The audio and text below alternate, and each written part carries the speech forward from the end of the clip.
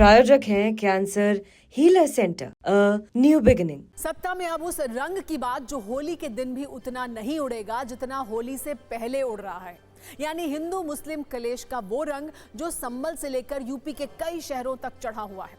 14 मार्च को होली और जुमा साथ साथ हैं, इसीलिए नेताओं को एक ऐसी गेंद मिल गई है जिस पर वो खुलेआम अपने एजेंडे के अनुसार नफरत से भरे फ्री हिट्स लगा रहे हैं। और अब पुलिस प्रशासन के सामने होली और जुमे को सौहार्द से संपन्न कराना एक बड़ा चैलेंज है। इसीलिए यूपी के शहरों में इस चुनौती से निपटने के लिए एक रास्ता निकाला गया है, क्योंकि होली के दौरान कई जुलूस सड़कों पर निकलेंगे। इसीलिए मस्जिदों पर तिरपाल डाले जा रहे हैं ताकि होली के दौरान उस पर रंग और गुलाल ना पड़े। संभल में 10 मस्जिदों को होली के लिए ढका जा रहा है, जबकि शाहजहांपुर में भी होली के जुलूस से पहले मस्जिदों पर पर्दा डाला जा रहा है। हम आपको संभल से आई उन तस्वीरों को भी दिखाते हैं जहां मस्जिदों को ढकने का काम शुरू हो चुका है, और इसमें वो जामा मस्जिद भी शामिल है जहां सर्वे के दौरान 24 नवंबर 2024 को हिंसा हुई थी।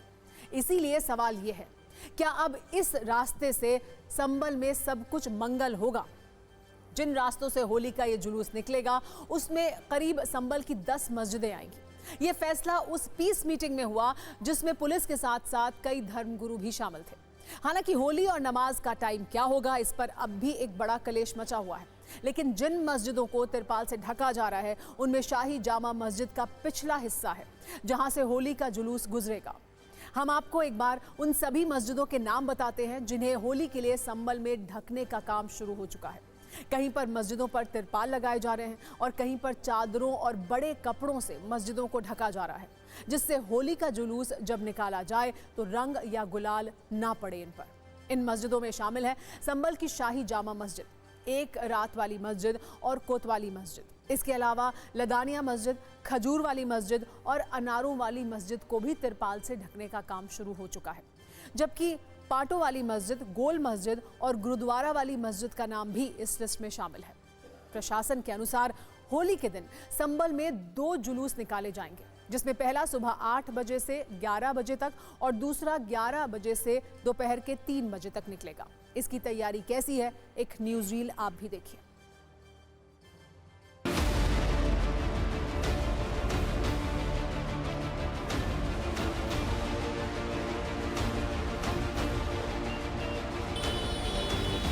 होली और जुम्मा एक ही दिन है, ऐसे में संभल में तमाम तरीके के एहतियात बरते जा रहे हैं। आप तस्वीरें देख सकते हैं, ये संभल की शाही जामा मस्जिद है जिसके ठीक सामने आप देखिए किस तरीके से शाही जामा मस्जिद का जो पिछला हिस्सा है उसको तिरपाल से ढका जा रहा है। इसके पीछे सबसे बड़ी वजह है कि दरअसल होली के दिन इस रास्ते से, जो ये आप रास्ता देख रहे हैं, यहाँ से 2 जुलूसों का गुजरना है। होली का रंग और जो गुलाल होगा वो शाही जामा मस्जिद पर ना पड़े, इसीलिए यहाँ पर बाकायदा तिरपाल लगाई जा रही है।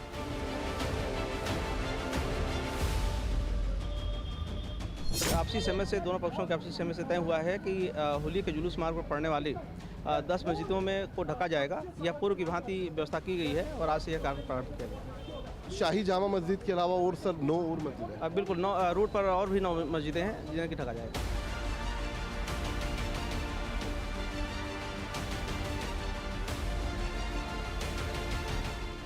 एसपी साहब ने और कोतवाली इंस्पेक्टर साहब ने सब तय करा दिया है। जहाँ जहाँ नमाज होनी है टाइम से वहाँ टाइम से हो जाएगी। जहाँ जुलूस पहुँचेगा देर से पहुँचेगा तो थोड़ी देर से नमाज हो जाएगी। इनका जो जुलूस निकलता है हमारी मस्जिद के आगे से, वो बता रहे हैं वो 2-2:30 बजे निकलता है। तो हमारी जो नमाज है जो नॉर्मली होती है वो 1 बजे से 1:30 बजे तक हम निपट जाते हैं। तो हम जुलूस से पहले ही नमाज कर लेंगे, अपने जो टाइम रहता है उसी 15 से 20 मिनट नमाज पढ़ने में लगती है। तो 1:15 या 1:20 पर हम नमाज से अपने फारिग हो जाएंगे। हमें कोई दिक्कत नहीं, अपना आराम से ये जाए, अपने त्यौहार मनाए, हमें कोई दिक्कत नहीं। करीब 10 मस्जिदें पड़ती हैं हमारी शोभा यात्रा के मार्ग में होली के, लेकिन कभी कोई दिक्कत नहीं हुई। आराम से सब मिलजुल के मनाते हैं त्यौहार। वैसे संभल में मस्जिदों पर तो पर्दा किया जा रहा है, लेकिन अब भी मुश्किल पूरी तरह खत्म नहीं हुई है, और इसकी वजह है होली और जुमे की नमाज की टाइमिंग, जिसे लेकर अब तक कलेश जारी है। दरअसल संभल पुलिस का दावा है कि 14 मार्च को होली के बाद नमाज करने पर सहमति बन गई है, जबकि जामा मस्जिद कमेटी ने नमाज का वक्त बदलने से इनकार कर दिया है। संभल पुलिस के अनुसार दोपहर 2:30 बजे तक होली का त्यौहार मनाया जाएगा, जबकि नमाज इसके बाद होगी। जबकि जामा मस्जिद कमेटी का कहना है कि वक्त का ऐलान वो खुद करेगी। संबल पुलिस के अनुसार नमाज के वक्त बदलने का फैसला पीस कमेटी की मीटिंग में किया गया है, जबकि शाही जामा मस्जिद के अनुसार उस मीटिंग में कमेटी का कोई सदस्य नहीं था, इसीलिए फैसला मान्य नहीं है। जुलूस जो कि संभल नगरी क्षेत्र के दो हैं, जो कि सुबह 8 से 11 और 11 से 3 बजे तक निकलते हैं, और इस बीच यह सुनिश्चित किया गया है कि जुलूस जब निकलेंगे उसी दौरान इसके पूर्व वहाँ पर नमाज अदा हो जाएगी या तो पश्चात में होगी। पुलिस से प्रशासन से अभी तक हमारी कोई बातचीत नहीं हुई, ना ही कोई संपर्क हुआ है। शांति समिति की जो बैठक बुलाई गई थी उसमें ना तो हम मौजूद थे, ना ही हमारा कोई प्रतिनिधि मौजूद था। अभी हमने किसी तरह का भी कोई बयान इस तरह का नहीं दिया है। वैसे आज इस तनाव के बीच संबल की शाही जामा मस्जिद पर एक ऐसी खबर भी आई जिसे मुस्लिम पक्ष अपनी जीत बता रहा है। असल में मस्जिद में रंगाई पुताई कराने की मुस्लिम पक्ष की याचिका को हाईकोर्ट ने आंशिक तौर पर स्वीकार कर लिया है, लेकिन इसी के साथ अदालत ने नियम और शर्तों की एक लिस्ट भी सौंपी है। हाईकोर्ट ने शाही जामा मस्जिद में रंगाई पुताई की इजाजत तो दे दी है, लेकिन ये भी कहा है कि रंग रोगन का ये काम सिर्फ मस्जिद की बाहरी दीवारों पर किया जाएगा। इसके अलावा मस्जिद की बाहरी दीवार पर लाइट भी लगाई जा सकती है, लेकिन इस बात का ध्यान रहे कि रंगाई पुताई और लाइन के दौरान ढांचे को किसी भी तरह का नुकसान ना हो। दरअसल हिंदू पक्ष का तर्क था कि रंगाई पुताई के नाम पर मस्जिद से कई सबूत मिटाए जा सकते हैं, इसीलिए मुस्लिम पक्ष को ये इजाजत कुछ टर्म्स एंड कंडीशंस के साथ ही दी गई है। ये एसआई और हम दोनों मिलकर ही कराएंगे और 7 दिन के अंदर अंदर हम अपना पुताई का काम शुरू कर देंगे या संपन्न कर लेंगे। और सबूतों के आधार पर न्यायालय ने ये बात मान ली कि मस्जिद की पुताई होती रहेगी, होनी चाहिए। ये मुसलमानों की मस्जिद आज से नहीं बरसों से है, बाप दादाओं के जमाने से है, और अदालतों ने जो भी काम किया है बहुत अच्छी से किया है। और अब नजरिया 9। वैसे ये पहला मौका नहीं है जब किसी शुक्रवार को होली और जुमा साथ साथ आया हो। पहले भी ऐसे आयोजन शांति और सौहार्द के साथ संपन्न कराए गए हैं, लेकिन अब इस तनाव की प्रायोजक वो सियासत है जिसका रंग होली और शुक्रवार के रंग से ज्यादा गहरा है। वैसे होली और जुमे की नमाज में संतुलन बनाना सिर्फ संबल प्रशासन के लिए ही सिरदर्द नहीं है, बल्कि कुछ ऐसे नेता हैं जो जानबूझकर अपनी जुबान से आग लगाने का काम करते हैं, जिसके कारण प्रशासन को फायर फाइटर की भूमिका निभानी पड़ती है। अगली खबर बिहार के दरभंगा की है।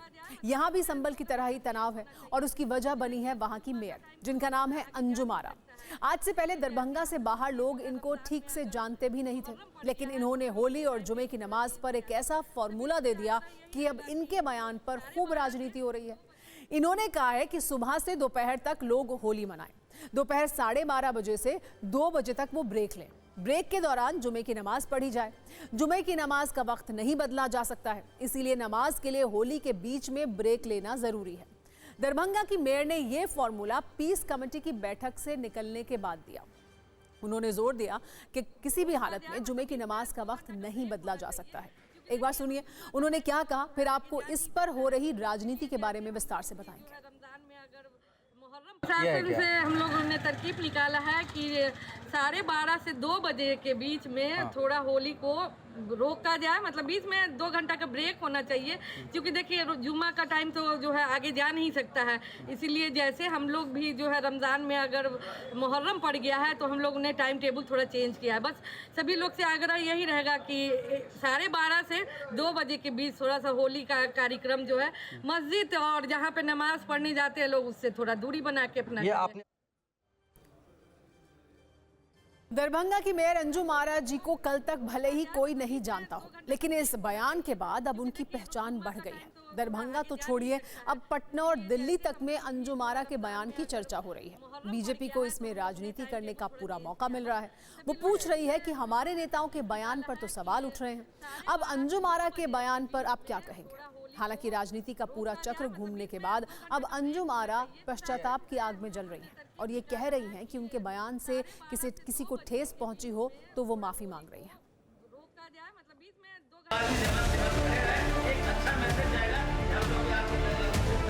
प्रशासन से हम लोगों ने तरकीब निकाला है कि 12:30 से 2 बजे के बीच में थोड़ा होली को रोका जाए।